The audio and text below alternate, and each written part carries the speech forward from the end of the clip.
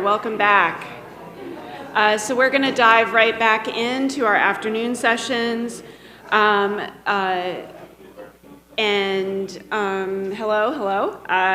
So I wanted to introduce Greg Drescher, Senior Advisor, Strategic Initiatives here at CIA, who is going to introduce our next session.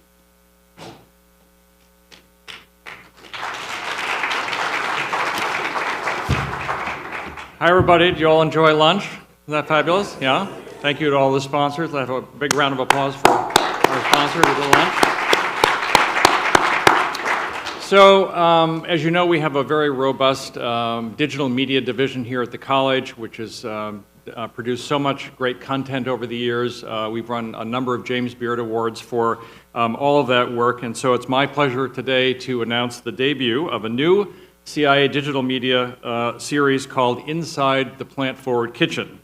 The first edition of this new video documentary series, sponsored by Unilever Food Solutions, highlights leading chefs here in California, in Los Angeles and the San Francisco Bay Area, who are at the leading edge of this plant-forward cooking movement. So now, if Evan is all ready, we're going to have a sneak peek of this first edition. So let's watch the introduction to the Inside the Plant-Forward Kitchen.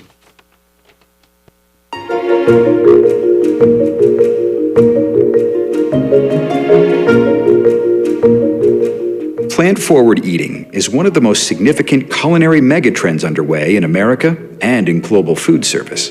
It's changing how chefs think about menus, flavor development, creativity, and their customers. Inside the Plant-Forward Kitchen is the first edition of a new video education series from the Culinary Institute of America and Unilever Food Solutions. So join us inside the Plant-Forward Kitchen as their leading chefs discuss ingredients and demonstrate culinary techniques in step-by-step detail.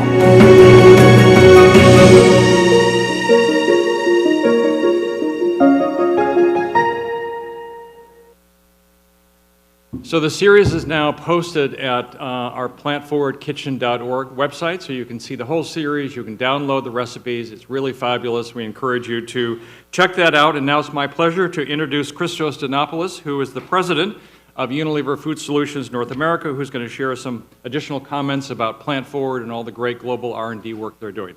Christos. Thank you so much. Hello, everyone. So you did enjoy the food today, yeah? That was interesting. Also yesterday, because we had the opportunity to have a very, very nice kiosk there with our chefs. Very good, great. So thank you so much, Greg, for the introduction. I'm very happy to be here today, and I'm happy to be here for two reasons. The one is that I wanted to honor and celebrate the collaboration that we have as Unilever Food Solutions with the Culinary Institute of America. And this is a collaboration that is dated more than 10 years ago, started more than 10 years ago, 20 years ago, I'm sorry, apologies, exactly, that was my point. And, but over the last two, if you allow me, Craig, over the last two, I think that we took it to the next level. There's a lot of energy, a lot of productivity among the teams, and a lot of transparency the way we work together. And what you saw today was one very good example of that. But there are more stuff to come from this collaboration. So that's the first thing. Why am I happy to be here? There is a second one, which is the opportunity that I'm given to introduce in American soil. And I say American soil because the Future Menus report from Unilever Food Solutions was introduced a month ago in the Netherlands, and specifically in the Hive in Wageningen, which is our R&D, our global R&D center. And we had the opportunity to invite some chefs and key chief customer officers, chief operator officers from some of our customers from North America. There were 25 of them, but it's the first time that we deliver this great work. I'm very proud of this work, and that's a global work here in a North American soil. So these are the two reasons why I'm so happy. Let's go to the next one. I have also I can use this. Perfect. Okay, this is my face. I don't need to spend more time there. I am humbly serving for the last 4 years the Unilever Food Solutions business in North America. For those of you, I'm sure that most of you are familiar with Unilever as a company. For those of you who are not, maybe I can give you a couple of data points. 2022, we landed more than 60 billion turnover around the world. We are we are actually virtually everywhere, 190 countries. We are building brands. We have more than 14 brands globally that they are more than $1 billion businesses. One of the most important part of our business is that we have 130,000 employees that are all really, really passionate about this business. And also, we have a lot of insights, a lot of information that we're gathering every day by the interaction that we have with the people that are using our products. 3.5 billion interactions daily. What is Unilever Food Solutions? This is a small diamond, well, not so small anymore, within the diamond of nutrition. And nutrition is, of course, the food business of Unilever, which is a little bit less than a third of the overall Unilever turnover. And Food Solutions, more specifically, it's more not so much about products anymore or about brands, but it's actually about solutions, about taking our products and our brands to the next level, working with our operators to find solutions on pain points, and also collaborating in iconic dishes, in their iconic dishes. So that's our narrative, and of course we're extremely proud to have 270 chefs around the world that they're giving us a lot of inspiration, together with our chefs, the chefs that we're collaborating. We have two of them today, Chef Brandon and Chef Rudy, so maybe a round of applause for these great people. Thank you so much, and you're going to have a very good interaction with both of them this afternoon, maybe tomorrow as well, or this afternoon. Super, thanks. Going to the report itself, 1 year ago, I was also really, really proud to be here and to present something else on Plant-Forward, and I had the opportunity to give you a sneak peek of this report, and I told you we're going to do something where we are in the works. And today, I have the honor to present the whole thing, the whole report, that we have identified 8 really, really big global trends. What is the ambition of this specific project? Why are we doing this? We want to become a beacon in the food industry. We want to lead in the area of understanding the trends. And most importantly, we need to bring more than our products on a table with our chefs and with our customers, our biggest customers in North America, but also around the world. And what we bring, as I said before, we bring chefmanship, we bring the willingness to collaborate and to partner on creating iconic dishes and finding solutions. And now we bring an additional thing, which is really, really cutting edge understanding of the trends and what is happening out there globally, and of course, after the pandemic. That's the whole logic, and that is the ambition that we had when we designed this project globally. And it's really a truly global project. We have interviewed 1,600 chefs, around 21 countries. Of course, the US was one of them. And we use our digital infrastructure and understanding and social media understanding to decode 77,000 keywords to support the logic of the trends. We have analyzed 25 global food reports, food and menu trend reports, and we've also collaborated, we're collaborating with them anyway, but we collaborate specific for the report on recipes and ingredients with 3 leading flavor houses. So really, really a global thing, but a lot of different companies and a lot of magazines and other parts are creating trend reports. What is most important about our report is in this slide, and we call it the anatomy of a great trend. So what are the prerequisites for a trend to be part of the report that you're going to see? You're going to have the opportunity to see today by scanning the QR code. It needs to be simple. It needs to be provocative at the same time, and of course it needs to be talkative. You need to have the ability to talk more about it. It needs to have this urgency and this call to action. This should not be a theoretical thing, and we see a lot of that. It needs to be connected to action. Also needs to be adaptable, because it's a global report, and in some cases global reports have the risk of being very generic. So it needs to be adaptable to local context and being global at the same time. It needs to have different levels of actionability. Okay, what do we do with that? So what? Everybody's asking that whenever they see a report. So what? So the actionability there can be on creating new restaurant concepts or creating new menu items or new ingredients and so on and so forth. So across. And at the same time, it needs to be inspirational and adaptable at the same time to different operator groups. And this is a feedback that we have received from the American friends that we brought in Wageningen in the Netherlands, that they were happy to see that this is also adaptable in different operator groups, commercial, non-commercial, colleges, universities, and at the same time, national chains or QSRs. And that's what makes a trend report, in my view, a great trend report.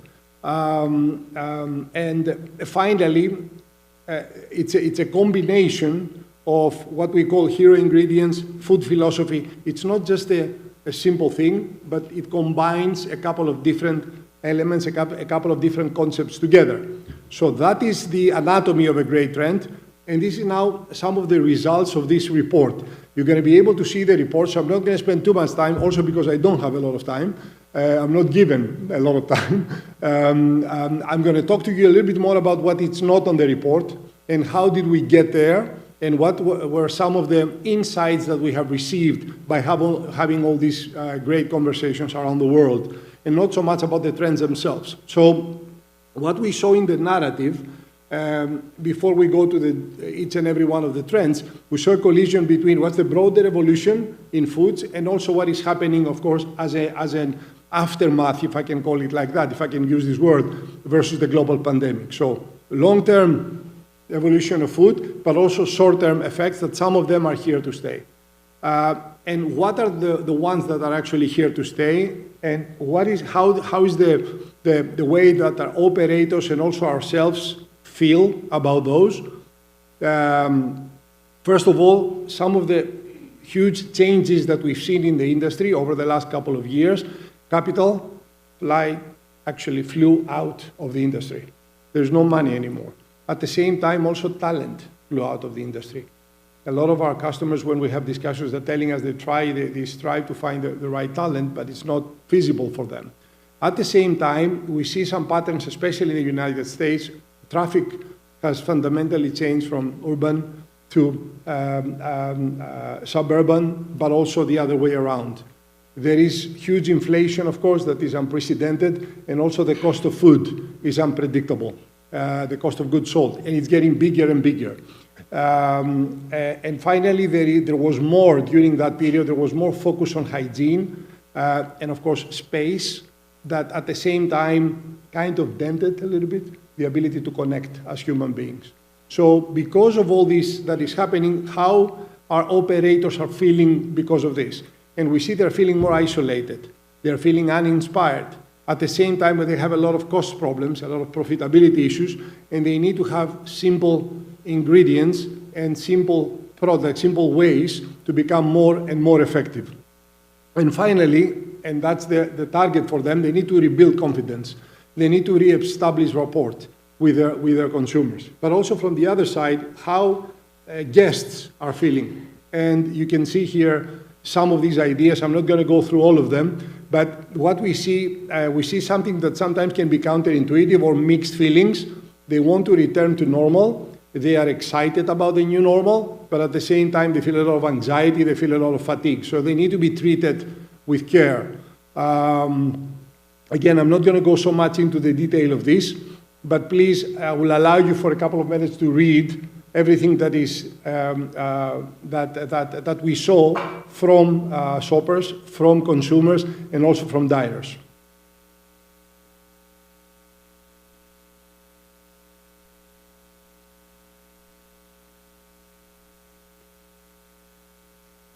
Super. One other important thing when you create a report like this is how do people use this report? What is the interest? What is the salience of the different attributes of the report? And what we've realized, you see in the middle here, I hope it is, yes, it's visible, is that the most important elements are about ingredients, are about cooking techniques, and about recipes. So our chefs, which is the target of a report like this, are looking at these three more than anything else. And that's the reason why this report is based on that. So we have ingredients, we have cooking techniques and recipes for each and every one of the trends that we have identified. This slide shows the whole process. How would you be able to read, once you read your QR code, how would you be able to read this report? And you see that there are 3 buckets in the way we presented this report and in the way we are delivering this report to you. Apart from the trend itself, that is on the left-hand side, you see an explanation of the opportunity. So what's the opportunity behind the trend? And based on this explanation, you will see also some inspiration that is coming from leading chefs. As I told you before, 1,600 chefs participated in this, and they have very clear views to make this much more clear. What's the opportunity behind? Then the second one is about evidence. And it's about evidence not only out of home, but also in home. We all know that trends are being created, first of all, in out of home, but then interchangeably, they go to in home very, very quickly. So we needed to understand there which ones were relevant for out of home, which ones are coming to in home. And finally, there is a third bucket, which is about executing. How do our customers, how do our chefs will execute on this trend? And there is a lot of inspiration there, and a lot of ideas, visual inspiration, ingredients, recipes, and so on and so forth. Let me show you a video to get the opportunity. Do we have a sound? To get the opportunity to see the trends in more detail. Maybe the sound is not good.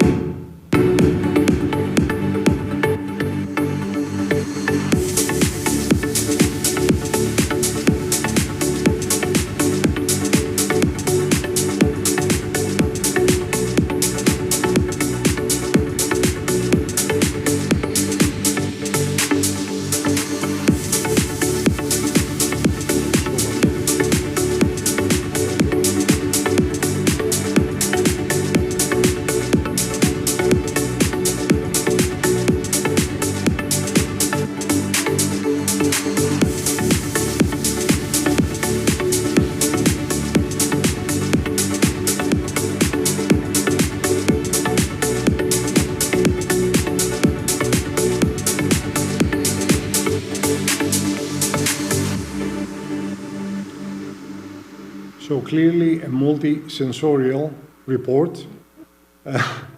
Again, in the interest of time, I'm not going to go into the detail of each and every one of the trends, but you're going to have the opportunity to see those in the report that you're going to download. However, I would like to take the opportunity to share with you also what do we do internally with this, because I shared with you before, this is something that we use in our narrative when we have discussions with our partners, but at the same time, internally, the identification of all these trends is actually leading our innovation plans.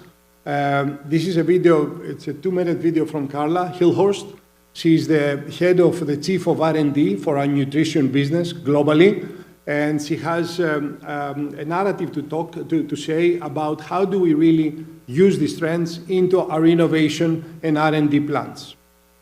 Hello everybody, I'm Carla Hillhorst and I lead R&D worldwide for Unilever's foods business, which of course includes food solutions. Well, as R&D, we obviously work very close with sales and marketing to bring the future menu trends to life via impactful innovations that are relevant for operators and consumers. I am based in the beautiful building that you see behind me, which is Unilever's Global Foods Innovation Center, which we opened at the end of 2019. We are located at the campus of the Wageningen University in the Netherlands, which is often also referred to as the Silicon Valley of foods. We are co-located here with the like-minded, with companies, universities, knowledge institutes, scale-ups, startups. We all speak the same language.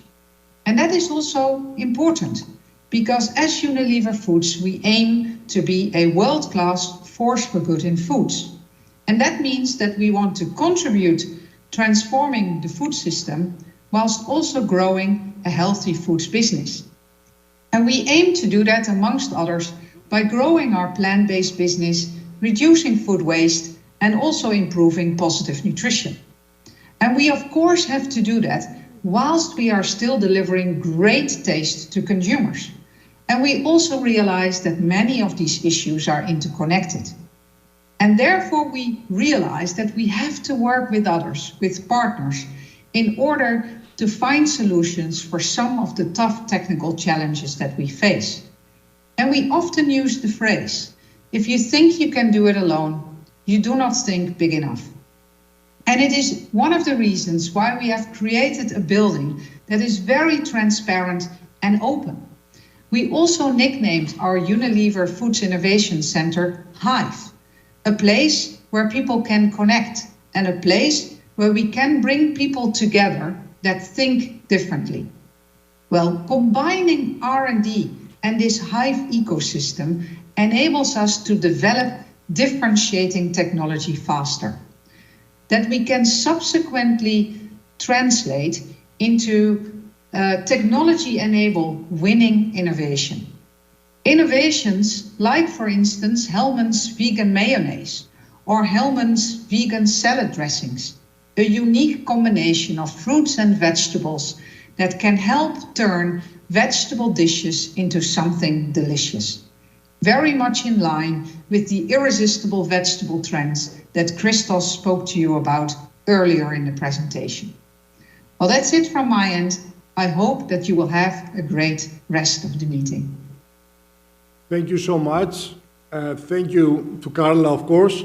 This is how the report looks like. Please take the initiative to scan it. Happy to discuss throughout the breaks and in other sessions, of course, again, because my time is limited here, about the report itself, and happy to take it to the next level. This report belongs to the market. This is a Unilever product, but it belongs to the market. Thank you so much again for the time. Appreciate it. Thanks a lot.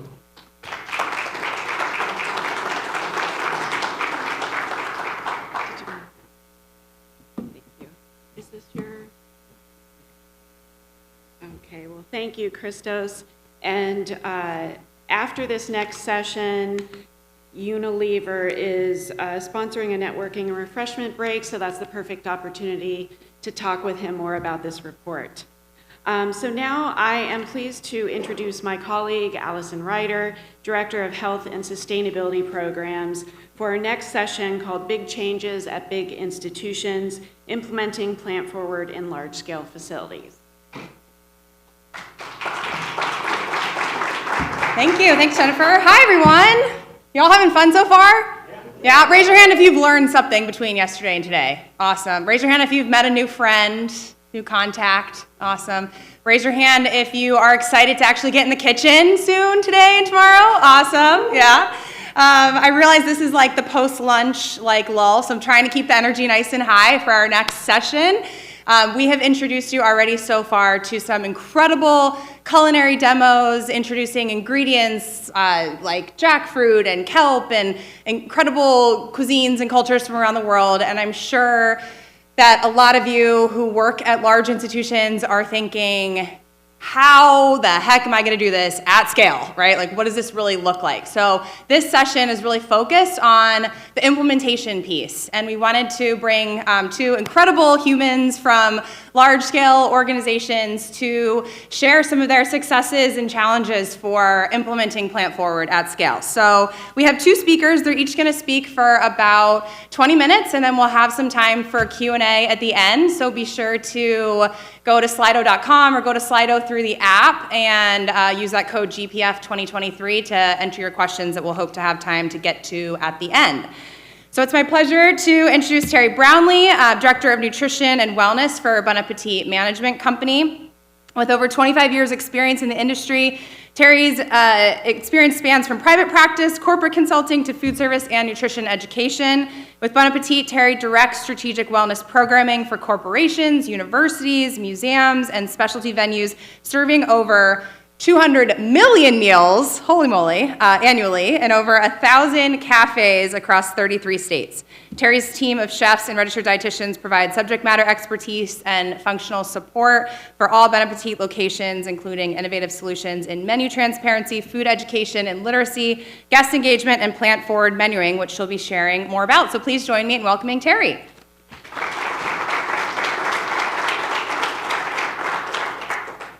Well, thank you, Allison, and thank you to the CIA for having me back here today. It feels very full circle for me. In 2019, we came with a group of our chefs, and so it's really an honor to come back and be able to talk a little bit about the work that we've been doing since that time. So I didn't practice with this. Oh, yes. So Allison told you already some of our statistics, but it's really important for me to share with you some unique qualities about Bon Appetit so that you can understand kind of the framework of why we went about Plant-Forward in the way that we did. So as Allison mentioned, we're in 33 states, 1,100 locations. We're serving about 200 million meals annually. And we are, something that we're very proud of, we work with almost 200 different farm-to-fork and locally crafted vendors across the country. We have about 1,500 chefs, and that's really our lead chefs. It's not counting all the people who are cooking in the kitchen, and everybody is cooking. And what is really unique is that we do not cook by corporate recipes.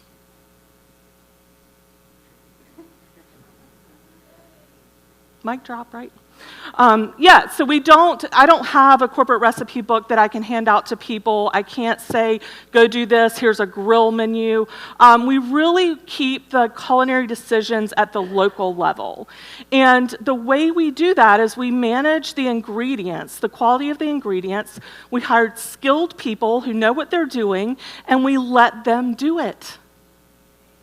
Okay? Good. So it's one of our biggest, it's actually one of our biggest strengths, but it also creates, we have to think about things a little differently in that model. So sustainability and carbon impact is not new to us, and it wasn't new to our chefs at all. In fact, if I think about it, I have to give them the credit for almost everything that we do, because they really are the backbone that makes what we dream happen, and they carry out that dream.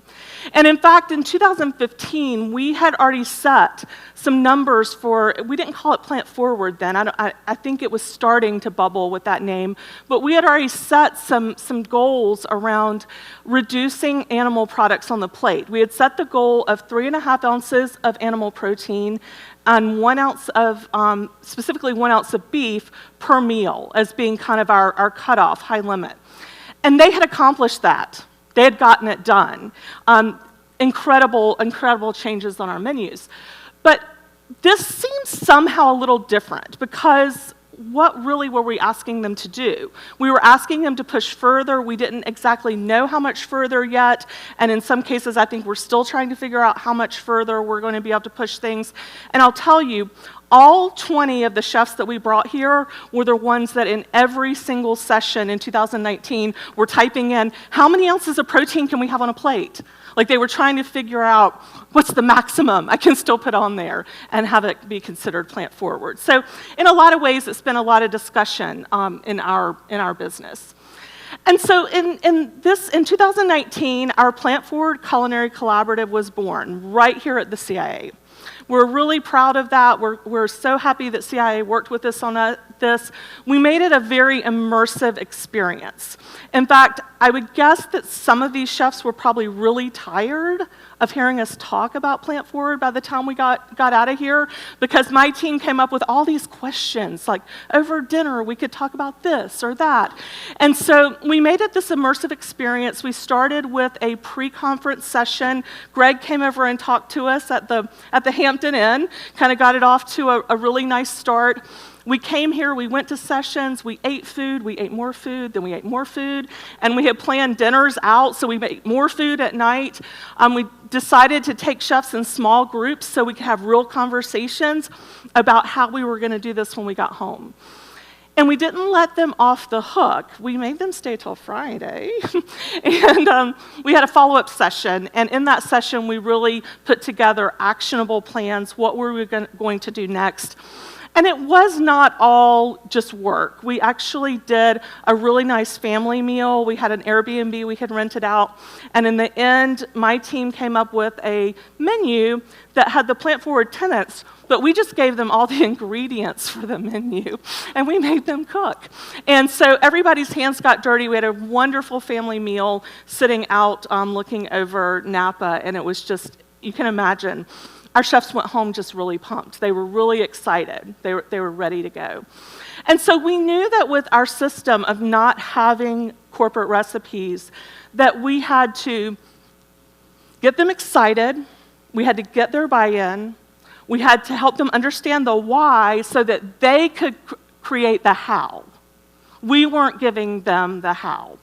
And once we got back home, we gave them some infrastructure. We helped them organize. We helped them organize meetings. They did things like named themselves, the radishes, and all kinds of fun names. And they really went to work. And so we supported them in kind of that structure, and then as their ideas culminated, we helped figure out how do we communicate those ideas and help them grow and get bigger. There's something about the lights that make you very thirsty up here.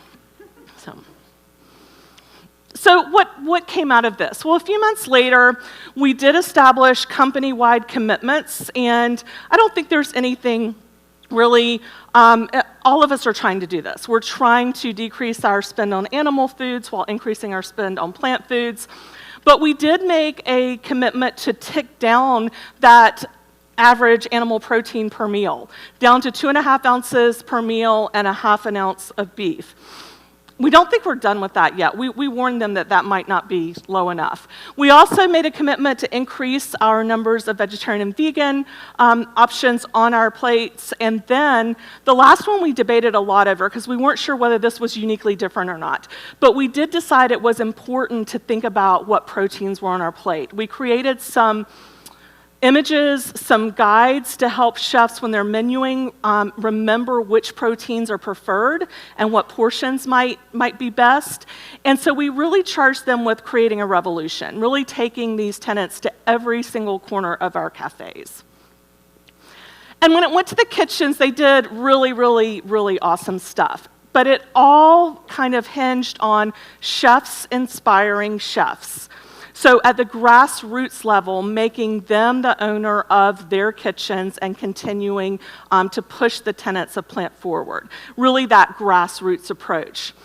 We implemented hands-on trainings where we get together, we talk about Plant-Forward for about an hour, and then we go to the kitchen for the rest of the day, and then we eat everything we cook.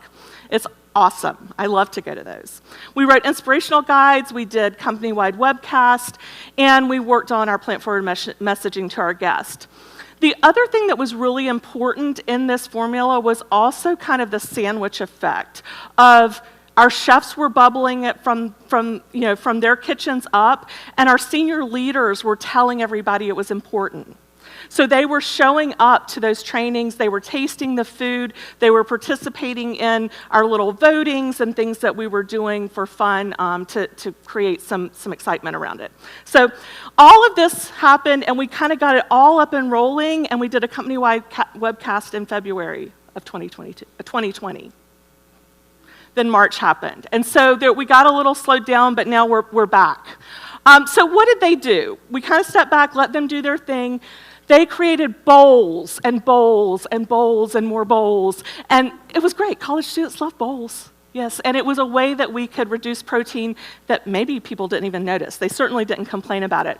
And one thing I do want to mention here, all of these images that I'm showing you today are pictures that chefs have sent us. So they are being snapped on their phone. So if they don't look like the lighting's exactly right, that's why. I wanted to show you real stuff that's happening in our cafes. They also tackle global cuisines, and they got together and they talk about how do they keep it authentic, what if somebody doesn't know how to do it, so they were really tackling some of those issues. And then they also found that things like Mediterranean types of foods, Mediterranean-style foods really went across the whole country, whereas some other global cuisines might be better accepted in one place or another. They reimagined our Go Foods. They really kind of flipped the switch on this, and I thought it was a win-win because we got all these beautiful colors, more fruits and vegetables in there, all with less animal protein, so more nourishing, less animal protein. They also did really creative things. This was a carving station that one of our chefs imagined, and then we kind of communicated it out. And it's in-person carving with lots of toppings and sauces. The guests just really loved it. It's really beautiful. It doesn't work all year long, but the fall is the best time of year to do this one. So they're doing all of this stuff, but they're noticing one thing is not changing. There's still a really, really long line at the grill. What are we going to do about this? And so the grill has been, for as many of you know, kind of the beefiest place in many cafes. It's high beef and cheese. When it's not beef and cheese, it's chicken, thousands and thousands of pounds of it. If there's a vegetable there, it's that kind of lonely LTO. And in many cases, a veg burger, before all of this, might have been kind of not really a big selling point. It was kind of more an obligation that you had to check it off. And so this was also, the guest profile at the grill is a tough one. They're the people who are kind of on autopilot when they come in to the grill. They just go straight there. They don't think about anything else. They might not be looking for plants at all. And they're also the folks who came in and looked at everything else, and they know that the grill is always something they can lean on. So when we started thinking about winning over this crowd with kind of the pub food, the grill concept, we had to really think, what was it that was going to do it? And so we thought, okay, these foods probably have to continue to be indulgent. That's what they're going there for. So it wasn't necessarily the watermelon radish crowd anymore. It was the crowd that wanted something a lot more indulgent. We thought, okay, these foods are probably still going to be fried, and let's be real, isn't a vegetable that's fried in plant oil in many ways healthier than what might have been there before? We also had to make these foods really appealing. Those people who were going to eat there every day, we wanted them to feel like they could still do that, and so it had to be craveable, something that they thought about at night and wanted to come back in the next day and get it. And then there was this thing about color, because we always talked about plant-forward had to have color in it. Well, maybe at this area of the cafe it doesn't have as much color. Maybe it's a little more brown. But isn't a chicken finger and fries kind of brown too? So we didn't think that was necessarily a downside. So you see here, this is a seitan and mushroom cheesesteak. It's pretty brown, and that's okay. So let me talk about some of, when we got all of this kind of digested in theory, we started into, okay, what are the techniques? And so in our world, instead of teaching 50 grill recipes or 50 pub recipes, we had to focus in on what are the techniques that people can take and then imagine how it works in their own space. So when it came to the burgers, the sandwiches, one of the things that we found that was a selling point was that if you were reducing the patty size, say it was an animal, a beef patty, and you were reducing the size, or even you were going to a plant-based patty, that toppings became more important. So we talked about stacking it high, making it very visually appealing, stacking it high with things like, slaws and avocado and grilled vegetables. And so all of those things were bringing more plants in, but they were doing it in a way where that it was making that burger like big, huge, barely get your mouth around it. And that seemed to work. We also worked on blending, and all of you are familiar with blending, but we did it a little bit different. So our chefs were blending so much that we actually wrote a whole inspirational guide on blowout blended. We looked at blending not just patties, but also could you blend non-dairy and dairy for a macaroni and cheese so that you get kind of the best of both worlds. So they worked on lots of blending, but the one that was the twist that I think is really interesting is the plant and plant blending. And I'm not talking about here blending a grain with a vegetable. What I'm talking about is blending things like impossible with a vegetable. Why, you ask? I'd like to say that it was because we wanted to get more nutrition into it, because I am the RD, but that's not what it was about. It was about the fact that in some of our locations, just the cost point of Impossible didn't work in a college board plan or in a free food program. It just didn't work. But if you were to take Impossible, blend it with mushrooms and lentils, it works. And that has been a great technique. We turned the word buffalo into a verb, and we're buffaloing everything. Our students love buffalo chicken, so why not buffalo cauliflower? That's been around for a long time. But I went to an event a few weeks ago, and I got there a little late, so the dish was a little empty. But this is a buffalo Brussels sprout. What about buffalo broccoli, buffalo? They're buffaloing everything. And then over on the other side, you see a buffalo tofu. And this one wasn't so much about the buffaloing. It was about how the chefs decided to treat the tofu. This one for me was a game changer.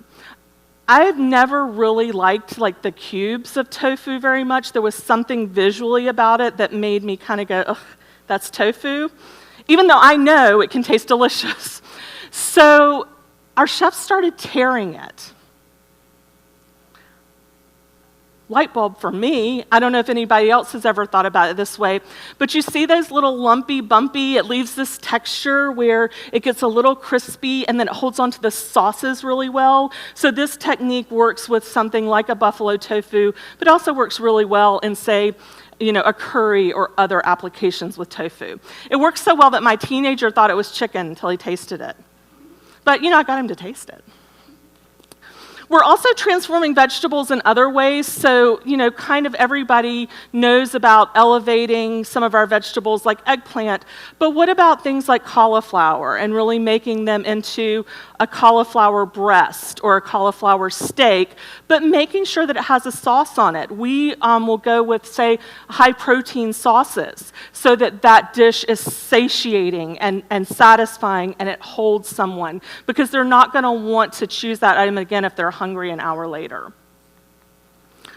We're also doing a lot of impersonations, so thinking about what were the things that were selling really well or that people were choosing a lot of, and how could we do an imposter for it? So something like a seitan cubano with fries works really well.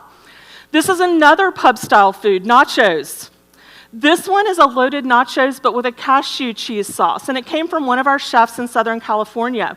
He created this cheese sauce in his corporate location. He served it, he was pretty bold, he served it without the regular cheese sauce. This was the nachos that day. And he said, listen, if anybody complains about it, I'll give them their money back. Okay. Nobody complained. He said he didn't have to give any refunds that day.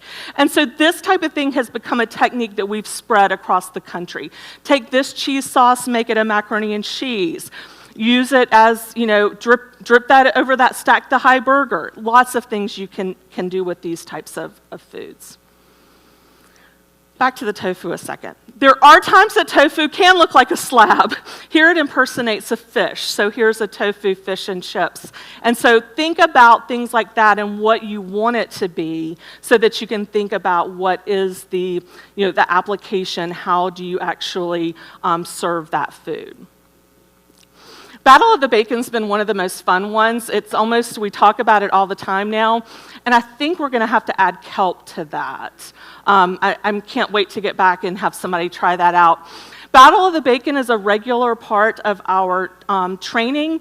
It just is a fun way to talk about doing things differently, and we've seen all types of bacon. The carrot one there is actually one of my favorites, as well as the sweet potato, but we've seen mushroom bacon, we've seen tofu, seitan, tempeh, all kinds of different bacons. And I can't say that we're at the point where they have taken over bacon at breakfast time yet, but we are seeing them being toppings, and we're seeing them being on some of the plant-based sandwiches. Now, so what's going on in terms of are we making a difference? Well, right now, our chef impression is that they are making a difference. They feel like, and they're noticing that they are putting on more plant-based items at our grill stations, and they're not seeing a reduction in participation. So that is a win. And we are starting to measure as well. About a year ago, we released a measurement tool called our Food Standards Dashboard. It allows every single one of our chefs to see. There's way more than just this, but they can see how many ounces of, average ounces of animal protein and beef are on their meals for the past month, and they can see things like their overall purchases of plant and animal foods. And so what we know is that the chefs have the tools, they have created networks, and it is continuing to grow, and we know that they're excited about it, and they are making strides in this area, and we are starting to measure this. And so it's been a really exciting journey, even though we took a little bit of a break during COVID. I think it came back as strong or better. And in fact, when we came back and started focusing on this again, I think there was even more excitement around more plant-based items instead of plant-forward. And our chefs aren't asking as much anymore, what's the maximum amount of protein I can put on? So, well, thank you.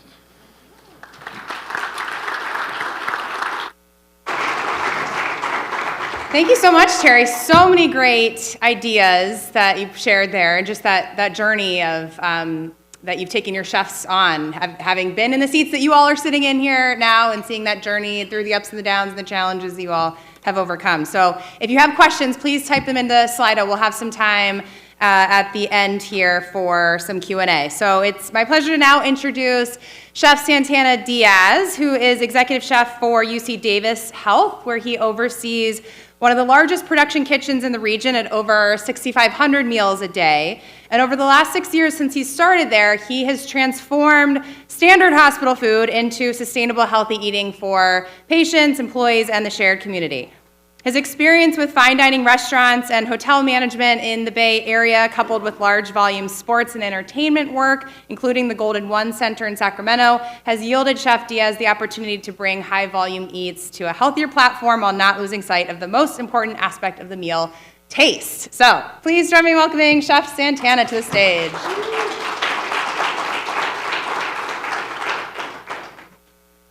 All right. Thank you. Well, thank you, CIA, for inviting me back. And, it's really important that we use those questions in Slido for us when we have an opportunity, when Terry and I have an opportunity to answer those questions, because these talks and these conferences are not just supposed to be about talk.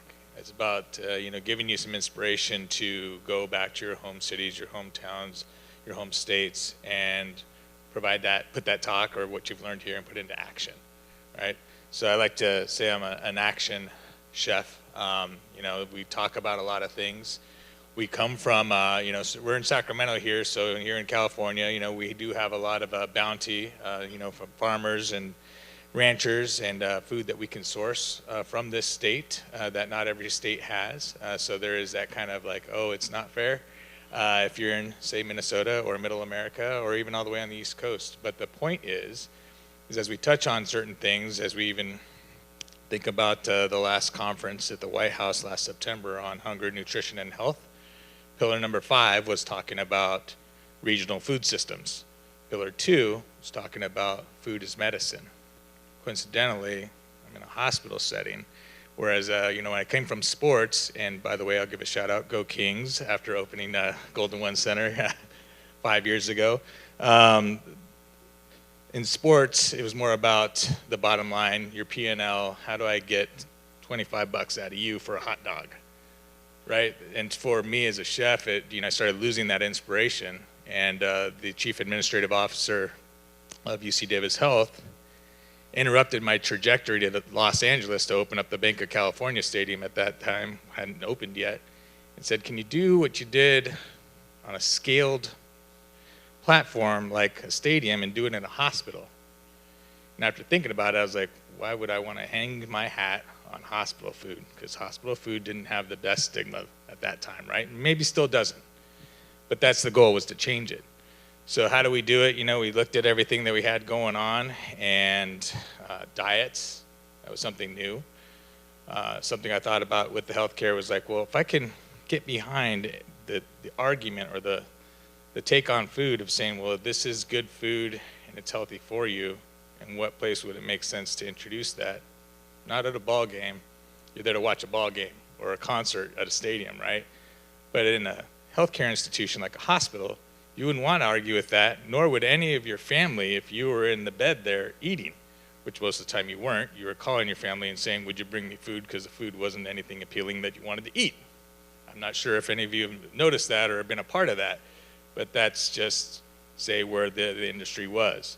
So was the industry really providing the health using food, which is an intervention opportunity? At our hospital right now, it's an average of 6.1 days stay, which what I see as a chef at that to be is 3 intervention opportunities per day, or 18 intervention opportunities, right? Breakfast, lunch, dinner, right? So it's like, so can we educate at the same time? We're a pretty large facility. We do have retail spaces. We have license for 646 beds, food and nutrition services. We have a little over 220 staff members. We are a union house. You know, change, if many of you are thinking about it, change isn't always the easiest thing to do.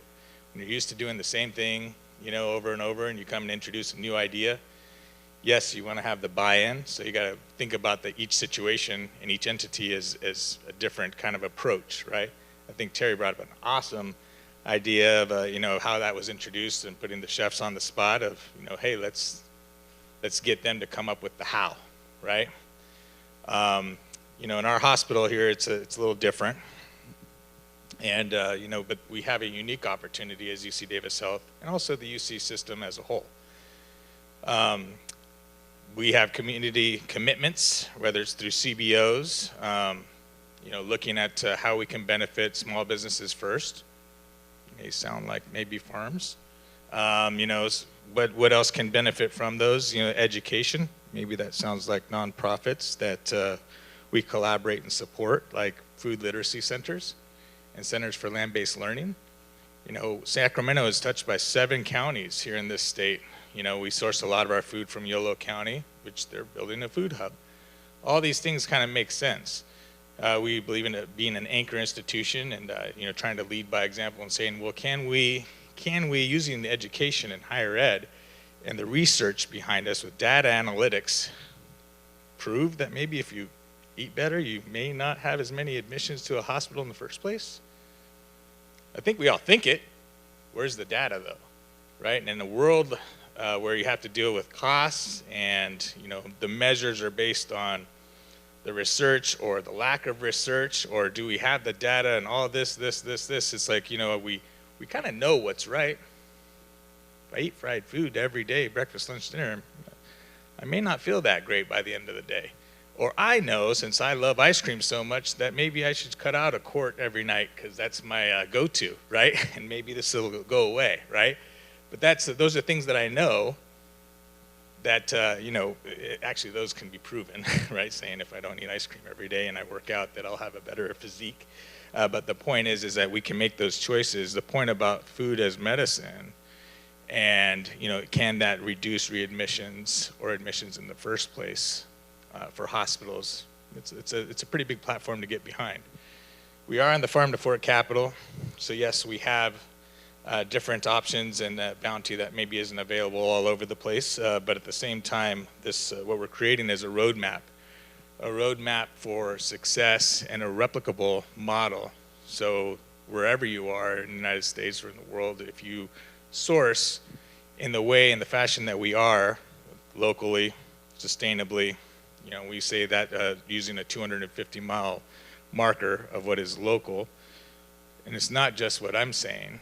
We are evaluated by third-party entities like Practice Green Health, Healthcare Without Harm, Key Green Solutions.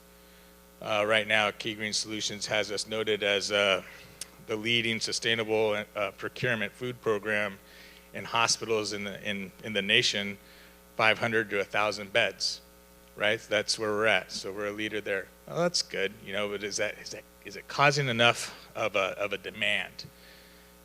Healthcare Without Harm, Practice Green Health has us rated as a top 10 in the United States, right? But is that enough? Maybe, right? And then right now we are the leading system for percentage-wise on food, local and sustainable food procurement in all of the UCs. These are all great strides that we're trying to accomplish, and we accomplish them, as a team and with an effort that's led by and supported by our leadership that says, yeah, let's try to do this, but can we just, what's the next step? Well, costs, right? Can't ignore costs.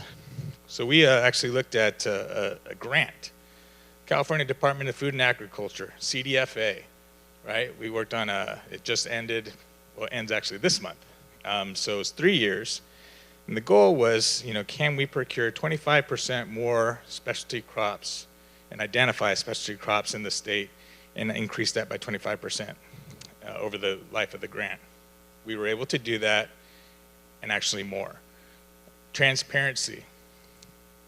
How many of you, and you can just take this personally, but just answer it to yourself, do you trust everything of where it's coming from, of what you buy in the store you shop at? I mean, do you really know where the tomatoes are coming from all year round because the grocery store has them in the same spot of the produce section all year round? We know there's a season for that. It's not, so I mean, the point is it's coming from different parts of the world at different times of the year. Here in California, we have it during the summer. It seems to be the most logical time for tomatoes to me, but we still buy them in the winter, even though they don't taste great. Point is, these two graphs here show some pretty significant percentages. We were able to increase our transparency from 2019 to 2022 of where we were sourcing geographically our food from with respect to farmers with the farm name by 377%. And then when you focused on hyper-seasonal menu creation and implementation and sourcing of that food, we're able to increase by, I wish you could see that, 5,976%. What does that mean? We're a research place, right? What does this all mean, right? Well, when you think about it, we can forward forecast. We can forward forecast with our farmers, ranchers, and tell them, okay, you know what? Next year, next spring, even though this winter or this weather system was crazy here this year, but next spring we're going to use 9,000 pounds of asparagus. What does that do for a farmer? It eliminates risk. And when you have to apply risk to the cost of food, that food becomes more expensive because you're incorporating a waste factor. If you can actually eliminate that risk, you're allowing the farmer or rancher to be able to plan. And it's what that is, for some of you that may not know, that's what GPOs do. GPOs have been able to help, large entities get bigger. Well, why can't we focus that effort on a new program, a regional system that can allow those small businesses, local farms, local ranches, be able to plan by forward forecasting for years in advance, just like a GPO does. That would in turn reduce the price of the foods that, of this farm to fork program, because everybody knows it's more expensive. If it was cheap and easy, everybody would already be doing it. But it's not cheap and it's not easy, so they don't. Our educational platforms, as we look at things, I know we focus on plant-forward as much as possible, but not necessarily in your face plant-forward, right? Like, eat this, it's vegan. So this is a menu that we just launched right now in the spring. And so when you look at these, we do a handout. And that's a real picture. All the pictures that have been here are the foods that we serve in the cafe and in our patient care services. But most of this is about education, right? To help drive buy-in for the future menus. This is the front of a handout that we do. Real picture of the salmon. If you look at that, the menu options that are up there, when you do a combo at this station, this is the rotisserie station at our Pavilion Cafe, 6 out of these 7 options are vegan, right? So automatically we are increasing those percentages of the amount of plant-forward options within this station, within this cycle menu, right? So a couple slides back, it was talking about we've increased our vegan options by 500%. This is a way we've been able to do it. When I first got into came into the cafes and into our retail spaces, the menus were a lot different. Maybe there are 3 protein options, beef, a chicken, and something else. Maybe there was just vegetarian. Maybe there weren't vegan options. I'm not saying that that's a wrong program. It's just different now. And just like, there are similarities across all these different programs that everybody's trying to push forward and do and explain and show and share. Just like with Terry's programs, like I see similarities, but at the same time they're different. And it's not like either one is wrong. I think we're all trying to do the same thing, but if we can collaborate together, you all collaborate your procurement within the regions that you all are in, that helps the pricing of everything, so everybody actually wins. So again, the backside of that handout that we do explains with some of the farms that we're procuring some of our food from. We do a little QR code so we can even test and see just really quickly with a couple of questions to our staff saying, did you learn anything from this menu? Do you know where the salmon comes from now? Where's the chard come from? And maybe they don't, but at least they know it's there. And we ask it every time we launch a menu, which is 4 times a year for a week-long cycle for 5 days. So actually you're talking about 20 different menus, right? Over and over and over and over every year, and it's different. Plus patient care, we do the same thing. Oh, plus catering, same thing. One positive was that we're able to introduce CSA boxes within our retail spaces and create a new revenue stream, which is interesting, which gave us another opportunity to share and educate all our staff. And why not? They're there all the time. Most nurses are on a 12-hour shift. Doctors are there a long time. I'm there a long time. So if I don't have to stop by the grocery store, if I don't have to make one last stop before I go home, why not? So we started focusing on these hyper-local. We found out a price point that worked. It's about $22. Changes every month. We started it for Earth Day. It was so popular, we decided to keep it going.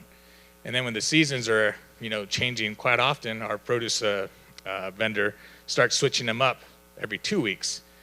The big seller is that in the middle there, that's one of the recipes, and on the side there's one of the recipes. We actually write recipes, our culinary team writes recipes that are associated with the exact vegetables that are in that bag. Not a here food lover's companion book, nothing against it, but that you got thousands of pages to go through to just figure out, how to saute some carrots. Here's actually a recipe, if carrots are in there, right? And something that you can actually apply and actually create maybe your own cookbook at home if you continue to buy these, right? And what this does is create marketability, education, shares the names of the farms because they're on the labels or on the twisty ties coming from, say, River Dog Farms or Full Belly Farms. Those are farms here around us. And so in hopes that the staff member, when they see that name at a farmer's market, they understand that that's actually a real place because we've actually vetted it and gone through and done the work.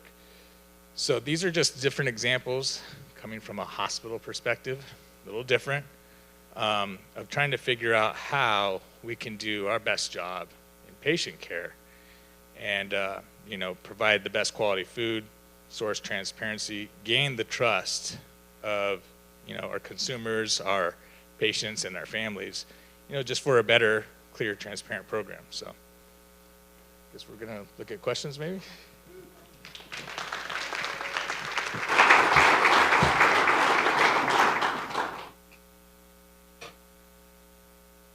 Oh, he's got, yeah, we'll just switch it. Thank you. Thank you so much, Chef Santana. Okay, yeah, so we have a few minutes for some Q&A.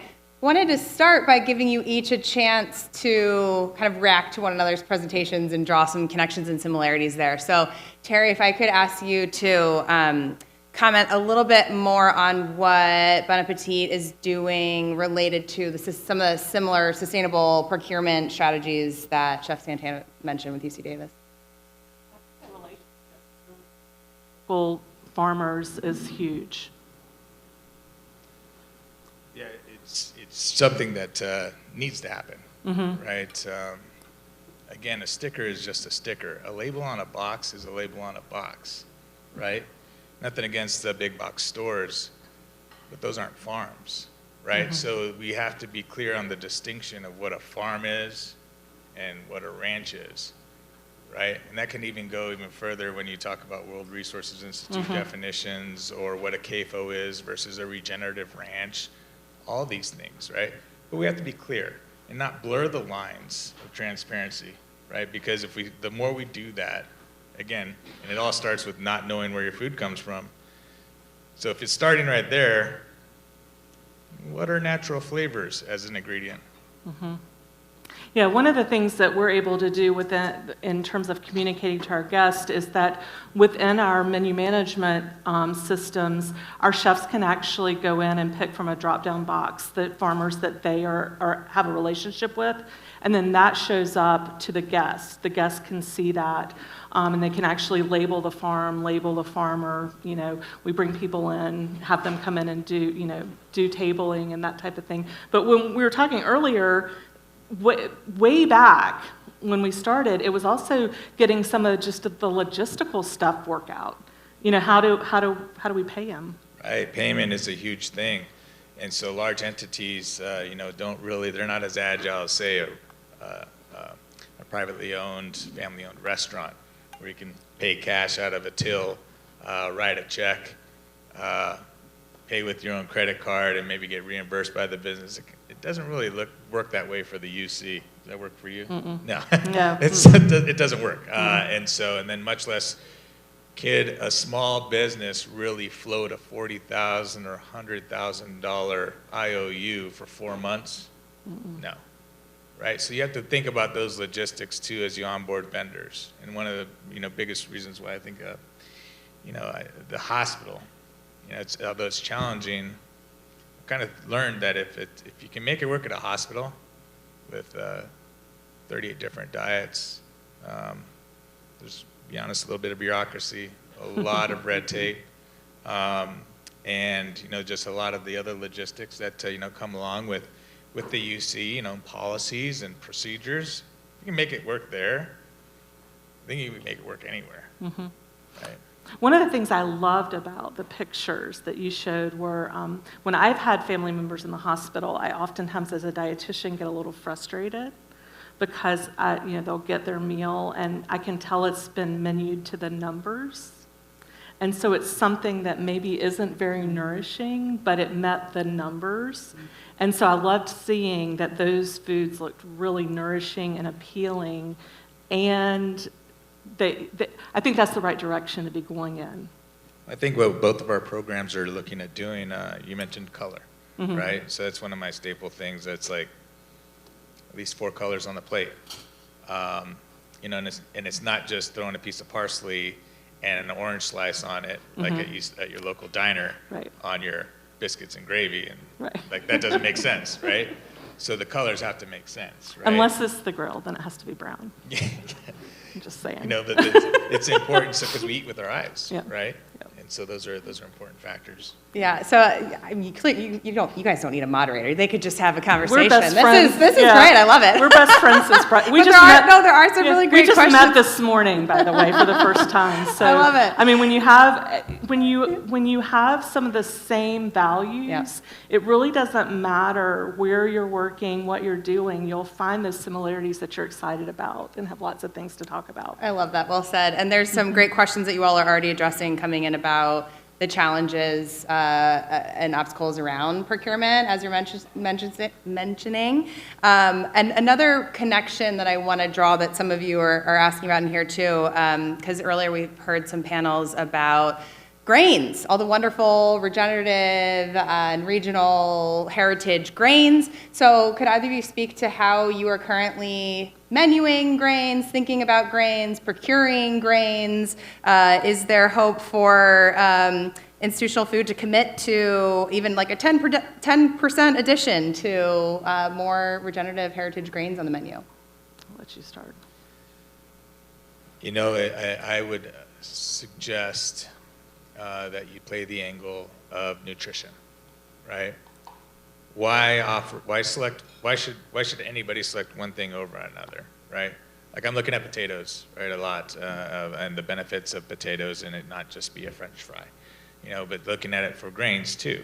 Yes, creating the quinoa burgers, but a house-made one, right? Not just and nothing against all the store-bought things and frozen items and everything else. I'm not going to go there on that. Our program is just different. And so we would make those in-house, and we actually did. Like a vegan burger challenge that some cities do, right? These vegan challenges are becoming more and more regular from place to place.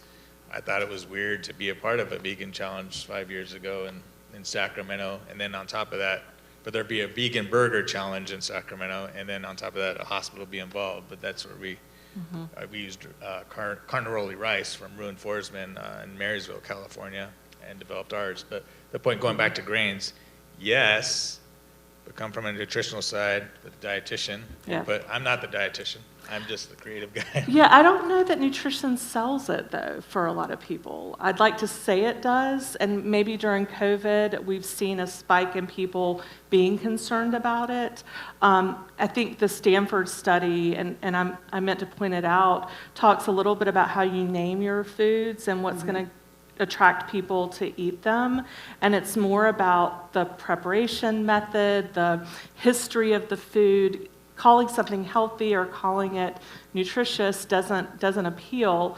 And I think with grains, it's also bringing guests along. I don't think we're used to different grains. I mean, brown rice is like pushing the envelope in some places. And so, really thinking, can I have grain tastings? Can I have demonstrations showing grains? And really, because if you put it out there and it doesn't sell, it's not going to make it. Well, but one of the things that this is where it's a little bit, where our food systems or our people are different, meaning for patients. When we think about one of the things we've been able to do for food nutrition services is partner with the Center for Precision Medicine and Data Sciences at UC Davis Health. So we are a teaching facility as well. So we have the School of Medicine, School of Nursing. And so when you talk about what specific foods for you as individuals versus the blanket, give everybody a low sodium meal at your hospital, it doesn't taste like much, and lo and behold, you're not even on a diet. You're just there for a broken arm or something, and all of a sudden it's like, why am I getting this bland food? Going back to it and saying precision medicine and precision nutrition, and then touching on the food as medicine opportunity, I think that's a really big opportunity to help me, like individuals like myself as chefs or the culinary leadership of these entities, give them the tools, like this is why we want you to use X, just make X taste good. We can make X taste good, right? So that's what we do best. It has to all taste good. Nutrition can't be nutrition if you don't eat it. Couple questions about data and tracking. And Terry, for you specifically, I think some minds were blown about that you all don't have any corporate recipes. So so if you can share a little bit more about the data the tracker that you shared of what data and tracking are you actually using? What metrics are you using to set and measure progress towards the goals that you're making? Yeah, so the food standards dashboard has way more data on it than what I showed you. And the interesting thing about it is intended to be a chef manager tool and eventually have some guest-facing, client-facing communication. But it really gives the chefs the information that they need at their fingertip. It's at the cafe level, at the campus level, at the district level, at the regional level, and we can roll it up. So all of the data that we're using right now is based on a little bit of menu entry information. So our chefs are indicating things like vegetarian, vegan, seafood watch, things like that. So we do have some information, but all of what you're seeing is based on purchasing data. So our purchasing manager, we go through, it was a really fun summer project where we looked at all of our purchases since 2019, and we actually coded all of them as being either beef, chicken, and we do that. So we do that every month, where we got everything coded, and then anything that's a new purchase each month gets coded. And so that's where that data is coming from. And we can break it down to see exactly what animal proteins. Our local units do put in their meal counts, so that's how we can see the ounces of protein per meal. So I don't know if that addressed your Oh, question. that's really great. And unfortunately, that is all the time that we have for this session today, but I know we're going into a break here shortly, so you can certainly stick around and ask questions of Terry and Chef Santana. So please join me in giving them a round of applause. Thank you so much for that excellent conversation. Thank you. Appreciate it. Back to you, Jennifer. Okay, well, thank you, everyone. So we are going to our break sponsored by Unilever Food Solutions. And then this will be the last time today that we're all together. I'll miss you so much. But at 3 p.m., we have our first block of breakouts. So these are sessions that you've already signed up for. If you've signed up for the hands-on kitchen workshops, you'll head to the second floor to our Heston kitchen. And if you selected the seminar series, you'll be either in this theater or in our Napa Valley Vintners Theater, also known as NVVT, which is on the first floor at the other end of the atrium. So you'll look to the back of your badges for the sessions that you're registered for. And if you have any problems, issues, you see our staff throughout the building, so please ask. And then at the end of these breakout, the kitchen workshops and the breakout sessions, we'll go to our Global Plant-Forward reception on the second floor, featuring tastings from the hands-on innovation kitchen workshops with Dave Kamen and Vish Weshbot. And then we'll have some book signings there with Hannah Che and Daniel Olabella. So enjoy your networking break, and we'll see you at 3 p.m.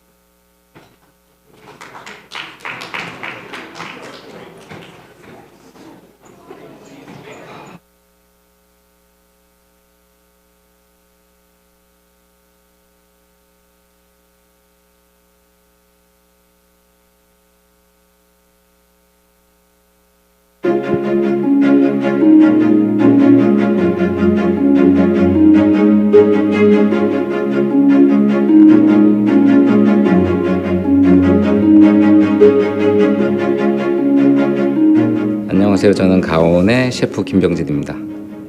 오늘 준비해드린 메뉴는 배김치, 그 다음에 곤드레 솥밥 두 가지를 준비했는데요. 배김치 같은 경우는 약간 한식의 김치를 그냥 서양 음식의 클린저 같은 역할을 할 수 있는 게 무엇일까 고민했을 때 약간 아무것도 첨가되지 않은 그냥 순수한 발효한 맛의 김치를 약간 좀 응용해 보겠다 해서 만든 김치입니다. 그래서 백김치를 만들고 배에다가 백김치를 채워서 만든 음식이라고 생각하시면 편할 겁니다. 근데 특이한 부분은 백김치 그냥 단독으로 사용하는 게 아니라 거기에 이제 들어가는 국물 같은 경우는 동치미를 따로 만들어서 이제 약간의 배즙을 계속 조금씩 추가하면서 유기 산에 약간 활성화를 시켜서 만드는 국물을 첨가하는 부분이 조금 다르다고 할 수 있습니다. 감칠맛을 내기 위해서 뭐 다시마, 육수를 쓴다거나 아니면 뭐 설탕이나 그런 거 최대한 자제하고 뭐 양파나 그다음에 뭐 배 같은 걸 써서 감칠맛을 높이는 역할을 조금 합니다. 그리고 대부분 백김치 같은 경우는 우리나라 지역적으로 보게 되면 약간 온도의 편차가 있기 때문에 약간 위쪽 지방에서 많이 사용하는 김치긴 한데 양념이 많이 들어가지 않습니다. 그러니까 밑에 지방으로 내려서 따뜻해지기 때문에 약간 양념이나 뭐 맛들이 조금 자극적이라면 지금 서울을 중심으로 해서 위쪽으로 갈수록 양념이 적어지는 경향이 있습니다. 그래서 재료의 순수한 맛을 발효시켜서 낸다고 보시면 조금 편하게 이해가 될 겁니다. 곤드레 같은 경우는 이제 봄에 나오는 나물 중에 하나이긴 한데요. 봄부터 여름까지 나오는데 예전에 한국 같은 경우는 먹을 게 많지 않았었기 때문에 약간의 국물에다가 나물들을 써서 죽 같은 걸 많이 먹었었는데 정선 쪽에서 곤드레가 많이 자랐는데 약간 바람에 흔들리는 모습들이 술 취한 사람이 걸어가는 곤드레 만들이 채에서 걸어가는 그런 거랑 비슷하다고 해서 이름이 그렇게 지어졌고 약간 그 나물을 채취를 해서 약간 그 상태로 먹게 되면은 밥에는 다 풀어질 수 있는 부분이 있어서 삶아서 한번 건조를 하고 다시 물에 불려가지고 양념을 해서 볶아가지고 밥 안에 집어넣고 해서 약간 식감 있게끔 만든 나물밥이라고 생각하시면 편할 겁니다. 특이한 점은 저희는 이제 매일매일 쌀을 도정을 합니다. 그러니까 쌀 같은 경우 도정하고 나면은 이틀 정도가 지나고 나면 약간 향이나 맛에서 약간 조금 최상급에서 약간 떨어지기 시작하기 때문에 저희는 이제 예약 인원수에 맞게끔 매일매일 도정을 하는 부분이 조금은 다르다라고 할 수 있고요. 그 다음에 한 번에 많이 짓는 게 아니라 그 나갈 수 있는 양만큼씩만 따로 소수해서 바로바로 밥을 짓는 것도 약간 조금 차별화된 점이라고 볼 수 있습니다. 그리고 곤드레 솥밥 같은 경우도 뭐 다시마 육수나 아니면 야채 육수, 채수 같은 걸 해서 밥을 짓고요. 여기서 사용되는 모든 솥밥 같은 경우는 거기에 어울리는 육수를 사용해서 항상 밥을 짓고 있습니다. 우리가 만약에 이 식당을 해서 한식을 한다고 했을 때 어떤 흐름으로 갖고 갈 것인가에 대한 고민했을 때 그러면 한식에서 가장 최고는 무엇일까 생각할 때는 예전에 조선 궁중 음식이었던 거예요. 그러니까 왕은 어떤 음식을 먹었을까? 거기서 시작이 됐던 것 같아요. 왕 같은 경우는 아침에 일어나자마자 약을 먹었어요. 탕약을. 그러니까 잠들어 있던 신체를 깨우고 어떤 기혈들을 오픈시켜주는 역할로 해서 모든 영양분이 퍼짐으로써 이제 하루의 시작을 맞이할 수 있게끔 하고, 그 다음에 항상 그 수라상만 먹는 게 아니라 뭐 죽상도 먹고 그다음에 뭐 어떤 면상도 먹고 하면서 가장 마지막 밤에 먹는 부분들은 그냥 큰 상으로 봤을 때 항상 밥이 중심이 있었어요. 그러니까 나머지 찬들도 많이 있겠지만 결과적으로는 이 찬은 밥을 먹기 위한 부분이었었는데, 이유를 보게 되면 아침과 우리가 자기 전까지 에너지 흐름이랑 거의 비슷하다고 생각을 했었어요. 그래서 어떻게 보면 잠들기 전에 약간 조금 단맛으로서 약간 릴렉스 할 수 있는 그런 부분 이전에 마지막 이제 신체적으로 에너지를 보충하는 역할로서 밥을 사용한다고 보시면 조금 편하실 것 같아요. 약간 아시아권은 채식 위주의 어떤 식사들이 굉장히 많았었기 때문에 굳이 막 채식을 해야 되겠다라는 것보다는 그냥 어떻게 밸런스를 맞출 거에 대한 초점이 훨씬 더 강하지 않을까라는 생각이 들어요. 서양보다는 뭐 육류의 소비량이 많이 늘었다고 하긴 하지만 아직까지 채식을 하는, 그러니까 약간 같이 먹는 비중이 높기 때문에 굳이 막 채식에 대한 이런 부분들이 외국만큼은 아직 막 불지 않는 부분들이 약간 그런 이유이지 않을까라는 생각은 갖고 있습니다. 많은 사람들이 그 채식을 하게 생각하면 딱 떠오르는 게 그 불교, 그러니까 종교적인 부분을 또 많이 생각을 할 거예요. 그래서 약간의 건강을 생각하는 것보다는 마음의 수양을 위한 음식이라고 생각하는 부분이 조금 더 강할 수도 있다라는 생각은 저는 개인적으로 갖고 있습니다.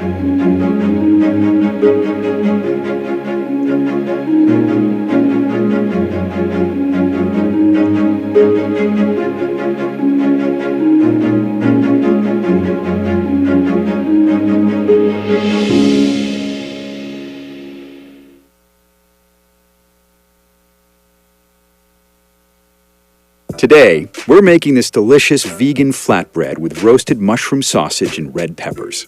I'll show you some plant-based techniques for building intense umami flavor for this flatbread. We'll start by making the cashew parmesan. In a food processor, add the raw cashews, the nutritional yeast and garlic powder, and some salt. Pulse to your desired consistency, then set this aside. This cashew parmesan is a very simple and versatile topping and can be used on pasta, salads, soups, risotto, tacos, and more. Next, we'll make our plant-based roasted mushroom sausage. I have some roasted mixed mushrooms that are chopped and mixed in with a dairy-free risotto that I've made using Knorr Professional Liquid Concentrated Vegetable Base. It's easiest to work with when the risotto is slightly overcooked and cooled. Pulse in a blender until combined, but not pureed. Pour the blended mushroom and risotto mixture in a separate bowl and mix in the following: some slightly overcooked wild rice, dried thyme, granulated garlic, fennel seeds, ground black pepper, and salt. Mix these ingredients well. Now we're ready to put the toppings on our pizza. Top the prepared dough with some tomato sauce made with Knorr Professional Liquid Concentrated Base. Add the small balls of roasted mushroom sausage. Add roasted red peppers, followed by sliced shallots and sliced fennel bulb.